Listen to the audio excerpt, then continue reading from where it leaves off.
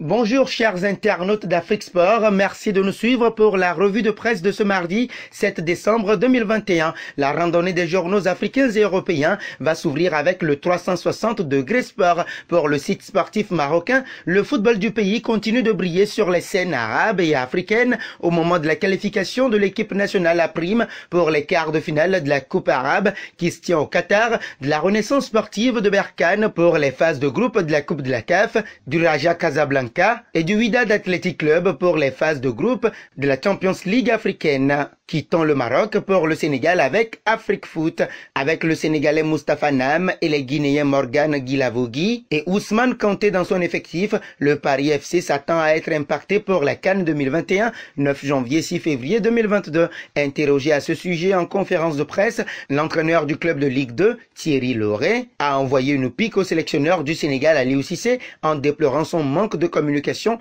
et en accusant son confrère de le snober. Du Sénégal, passons à l'Algérie. DZ Foot informe qu'au cours du lundi 6 décembre 2021, 4 confrontations ont eu lieu dans le cadre de la 3e journée des groupes A et B de la Coupe arabe. Ces rencontres ont vu la Tunisie, les Émirats arabes unis et Oman obtenir leur ticket pour les quarts de finale de cette compétition. Le Qatar étant déjà qualifié lors de la journée précédente, à l'instar de l'Algérie, l'Égypte et le Maroc.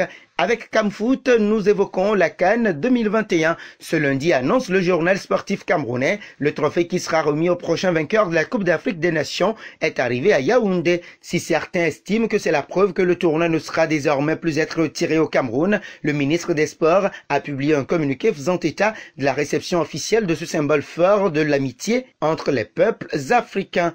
Cap sur l'Hexagone avec l'équipe. Selon le quotidien sportif français, 2 semaines après les incidents à Lyon, le président de l'OM livre un message clair et mesuré prônant le rassemblement pour le bien du foot français. Poursuivons en Espagne avec Marca. Pour le quotidien sportif espagnol, le suspense du groupe B reste entier avec l'Atlético de Madrid qui peut encore jouer les 8e de finale cette saison à une condition, gagner sur la pelouse du FC Porto. Pour AS, ce ne sont pas les défaites qui surprennent, mais la façon de se produire, victime d'erreurs inhabituelles en faisant allusion à l'équipe de Diego Simeone. Enchaînons avec Mundo Deportivo qui titre le plan de Xavi pour le match décisif contre le Bayern. Face à de nombreux blessés, Xavi Hernandez a appelé le jeune Yas Akomak qui pourrait faire ses débuts avec le Barça en Ligue des Champions. Sport va plus loin et parle d'une agression du Bayern Munich à sa une avec une rivalité pleine d'audace pour s'ouvrir les portes des 8e de finale pour le FC Barcelone.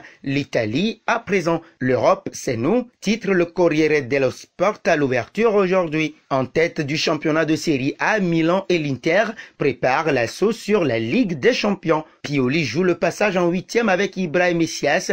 Klopp fait un turnover avec son Liverpool. Inzaghi prêt à retrouver Lautaro au Bernabeu pour le prestige. Il veut chipper la première place à Ancelotti. La série a été évoquée par Tuttosport. 4e match nul consécutif qui ne suffit pas à sortir de la zone de relégation. Le Cagliari de Mazzarri continue de ne pas gagner en Série A depuis le 17 octobre. L'affaire faillite Ferrere arrêté intéresse la Gazzetta dello Sport. À en croire le journal transalpin, le président quitte la Sampdoria, un club non impliqué. Mauvaise nouvelle pour le club d'Oriane et pour Massimo Ferrero, emmené en prison et non en résidence surveillée. C'est en Angleterre que nous allons mettre un terme à cette tournée européenne. Pour le Mail Sport, Everton arrache la victoire de 1 face à Arsenal dans les arrêts de jeu malgré 2 buts annulés. Everton y aura cru jusqu'au bout et aura fini par aller chercher cette victoire, la première après 8 matchs pour les Toffees.